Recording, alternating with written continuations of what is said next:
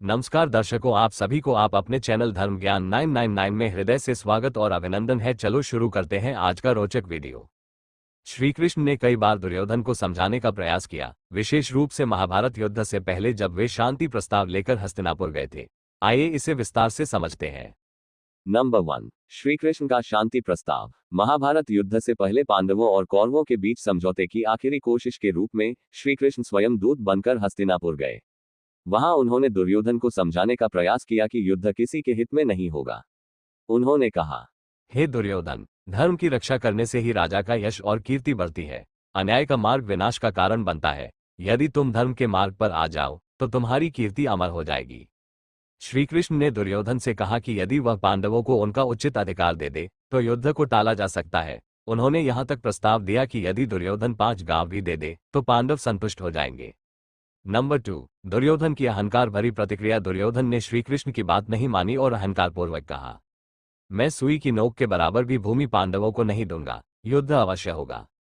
उसका यह उत्तर उसके घमंड और अधर्म के प्रति उसके अटल संकल्प को दर्शाता था। नंबर 3, श्री कृष्ण द्वारा दुर्योधन को चेतावनी। जब दुर्योधन ने श्री कृष्ण की बात नहीं मानी तो श्री कृष्ण ने उसे चेतावनी देते हुए कहा, अधर्म की जीत कभी नहीं होती। यदि तुम अन्याय करोगे तो तुम्हारा नाश निश्चित है। ये युद्ध तुम्हारे कुल का नाश कर देगा। उन्होंने ये भी कहा कि यदि दुर्योधन अपनी जिद पर अड़ा रहेगा तो वह अपने परिवार, राज्य और भविष्य को नष्ट कर देगा। नंबर 4, दुर्योधन का श्री कृष्ण को बंदी बनाने का प्रयास। इतना ही नहीं, अहंकारी दुर्योधन ने यह तक सोच लिया कि वह श्री कृष्ण को बंदी बना लेगा। जब उसने अपनी सेना को आदेश दिया तो श्री कृष्ण ने विराट रूप धारण कर लिया। उनके शरीर से तेजस्वी प्रकाश प्रकट होने लगा और सभी ने देखा कि वे संपूर्ण ब्रह्मांड के स्वामी हैं। ये देखकर सभी भयभीत हो गए और दुर्योधन का ये प्रयास विफल हो गया।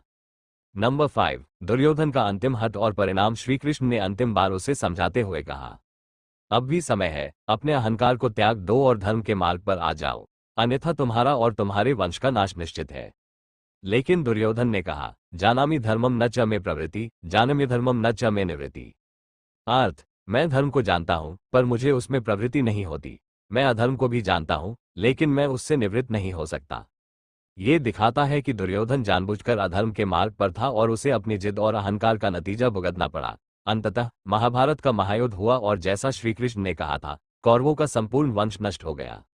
निष्कर्ष, श्रीकृष्ण ने दुर्योधन को धर्म और अधर्म का भेद समझाने की पूरी कोशिश की, लेकिन अहंकारी दुर्योधन ने उनकी बात नहीं मानी। परिणामस्वरूप उसे अपने पूरे कुल का नाश देखना पड़ा। ये प्रसंग हमें ये सिखाता है कि अहंकार, अन्याय और अधर्म का मार्ग अंततः विनाश की ओर ही ले जाता है, जबकि धर्म और सत्य का पालन करने वाला सदा विजयी होता है।